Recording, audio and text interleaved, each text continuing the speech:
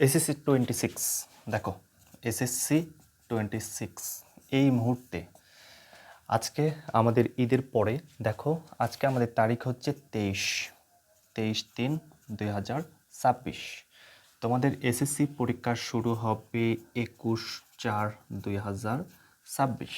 তাহলে আমরা দেখতে পাচ্ছি যে আর মাত্র 1 মাস সময় আমাদের হাতে নেই। তাহলে এই যে আমাদের 1 মাসের মতো সময় নেই, বলা যায় প্রায় 28 থেকে 30 দিন সময় আছে। এই 28 থেকে 30টা দিন আমরা কীভাবে পড়ব? তো দেখো, এখন আমাদের ম্যাক্সিমাম 13 থেকে 14টি সাবজেক্ট আছে। ধরো 13টা সাবজেক্ট, মাদ্রাসা বোর্ডে যারা আছে তাদের আছে 14টি, যারা আমাদের জেনারেল তাদের আছে 13টি। 1300 মার্কের পরীক্ষা হবে। সো যেহেতু আমাদের শর্ট সিলেবাস, তাতে তো আমাদের কোনো সমস্যা নাই, আমরা মোটামুটি পড়ে ফেলছি, তাই না? তো তুমি ধরো সাপোজ যদি সায়েন্সে হয়ে থাকো, তাহলে ধরো তুমি ফিজিক্স নেবা, পদার্থ বিজ্ঞান। তো পদার্থ বিজ্ঞান তুমি সাবজেক্টটা নিছো, সিলেক্ট করছো। প্রথমত কীভাবে পড়বা? পদার্থ বিজ্ঞানের মধ্যে আমাদের যে অধ্যায়গুলো আছে সেই অধ্যায়কে তোমাকে আগে এখানে ফিক্সড করতে হবে। তো পদার্থ বিজ্ঞানের মধ্যে আছে এখানে প্রথম অধ্যায়, এখানে আছে দ্বিতীয় অধ্যায়, এখানে আছে তৃতীয় অধ্যায়, চতুর্থ অধ্যায়, এরপর আছে সপ্তম অধ্যায়, এরপর আছে অষ্টম অধ্যায় এবং সর্বশেষ আছে দশম অধ্যায়। তাহলে দেখো, আমরা এখানে দেখতে পাচ্ছি 1 2 3 4 5 6 7টি অধ্যায় আছে। এই 7টি অধ্যায়ের মাঝ থেকে আমাদের প্রশ্ন হবে কয়টা সেটা আগে দেখতে হবে। তাহলে দেখো, আমাদের সিকিউ মানে সৃজনশীল আসবে 4টি, মানে আসবে অনেকগুলো প্রশ্ন, এখানে 7টার মতো প্রশ্ন থাকবে, বাট লিখতে হবে আমাদের 4টি। তাহলে 4 × 10 = হচ্ছে 40 মার্ক।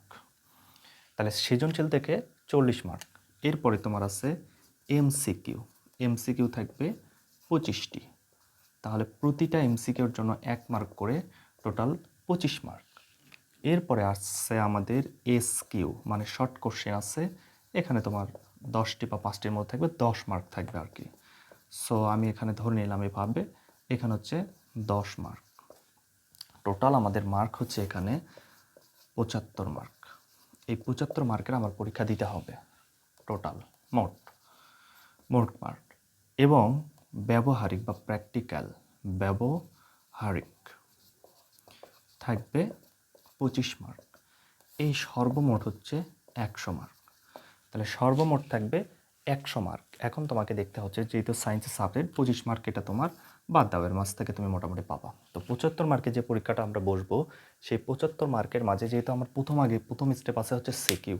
তাহলে সিকিউ বা সৃজনশীল আমি যে লিখবো এখানে 4টা। তো দেখো, এখানে প্রশ্ন প্রায় আমাদের 6টা থেকে 7টা থাকবে। তো আমাদের এখানে অধ্যায় আছে 1 2 3 4 5 6 7টি বললাম। তো 7টি অধ্যায়ের মাঝে থেকে তুমি যদি 5টি অধ্যায় ভালো মতো পড়ো, তাহলে 4টা সৃজনশীল তোমার এখান থেকে একদম হুবহু তুমি মানে একদম লিখতে পারবা। সো দেখো, কোন কোন অধ্যায়গুলো আমাদের এখান থেকে খুব জরুরি, সেই অধ্যায়গুলো আগে সিলেক্ট করতে হবে। এবং ওইটার একদম এন ডিপ, এই কয়টা টাইমে, মানে এই যতটুকু টাইম আছে সেই টাইমে আমাদের একটু ডিটেলসে পড়তে হবে। কীভাবে পড়বো? তাহলে অধ্যায় সিলেক্ট করলাম, সাপোজ ধরো এখানে আমি নিলাম গতি। তাহলে গতি অধ্যায়ের ভেতরে গেলাম, এখানে আছে গতি। এই গতির মাঝে গিয়ে আমাকে কীভাবে পড়তে হবে, তাহলে আমি কমন পাবো। প্রথমত তোমাকে, এখন যেহেতু সময় কম, সেক্ষেত্রে তোমাকে যে কাজটা করতে হবে, বোর্ড প্রশ্নগুলো অ্যানালাইসিস করতে হবে। তো তুমি প্রথমে যাবা, এখানে সিকিউ আছে। তো সিকিউর ভিতরে গিয়ে তুমি দেখবা হচ্ছে এখানে বিগত বছরের প্রশ্ন। তাহলে সিকিউর মাঝে তুমি যে সিকিউ পাচ্ছ, সেই সিকিউয়ের গ প্লাস ঘ এই প্রশ্নগুলো তোমার দেখতে হবে বিগত বছর। তাহলে বিগত বছরের যে প্রশ্নগুলো আছে সেই প্রশ্নগুলো তোমাকে দেখতে হবে এবং সমাধানগুলো দেখতে হবে। প্রশ্ন ও উত্তর করার চেষ্টা করতে হবে। দেখো, তোমার যতটুকু পড়া আছে তার মাঝে থেকে তুমি অ্যান্সার করতে পারতেছো কিনা। যদি করতে পারো তাহলে ভালো, আর যদি না করতে পারো তাহলে প্রশ্নগুলো তোমাকে ভালোভাবে আয়ত্ত করতে হবে। আচ্ছা ঠিক আছে, এটা করলাম। তারপরে কি করতে হবে? প্রশ্ন তো বললাম, তাহলে প্রশ্ন পড়ার ফলে এখানে যেহেতু আমাদের ফিজিক্সের ক্ষেত্রে গ ঘতে ম্যাথ থাকে, তাহলে কোন কোন ম্যাথ তোমার এখান থেকে আসছে। তো দেখো, আমার গতি অধ্যায় থেকে সাপোজ আমার এখানে সাপোজ ধরো ত্বরণ বের করতে হয়, তাহলে A = v - u/t। এটাকে তুমি এক নম্বর সূত্র দাও। এরপর তোমার ধরো আরও কিছু সূত্র আছে অতিক্রান্ত দূরত্ব বের করার জন্য। তোমার এই যে S = ut + ½ a t²। এই সূত্র থেকে প্রশ্ন আছে। এরপরে দেখো তোমার সমবেগ থেকে আছে এস ইকুয়াল ভিটি, এটা থেকে বসালাম। এরপর পরন্ত বস্তু থেকে আছে তোমার সূত্র।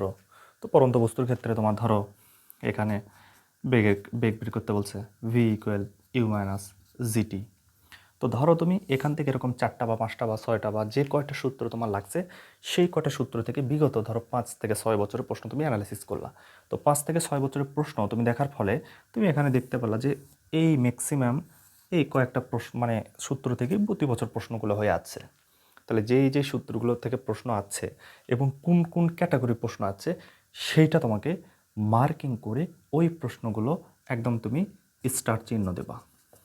যে সূত্রগুলো আছে সেগুলোতে তুমি স্টার্ট দিলা, দিয়ে দিয়ে তুমি এগুলোকে আয়ত্তে নেবা। তাহলেই তোমার কি হবে, তুমি অল্প পড়ে ভালো রেজাল্ট করতে পারবা। এটা গেল তোমার সিকিউ এর জন্য। তাহলে এমসিকিউ কীভাবে কমন পাবো? MCQ same pattern. তুমি যাবা এমসিকিউ যেগুলো আছে সেই এমসিকিউগুলো তুমি দেখবা, দেখার ফলে দেখবা যে এই এমসিকিউগুলো বইয়ের কোন জায়গা থেকে আসতেছে, সেই জায়গা থেকে চাইতে হবে, তোমাকে পড়তে হবে। সাপোজ ধরো তোমার বলছে হচ্ছে ভেক্টর রাশি থেকে বলছে, তাহলে ফিজিক্সের গতির মাঝে আমাদের আছে ভেক্টর এবং হচ্ছে স্কেলার রাশি।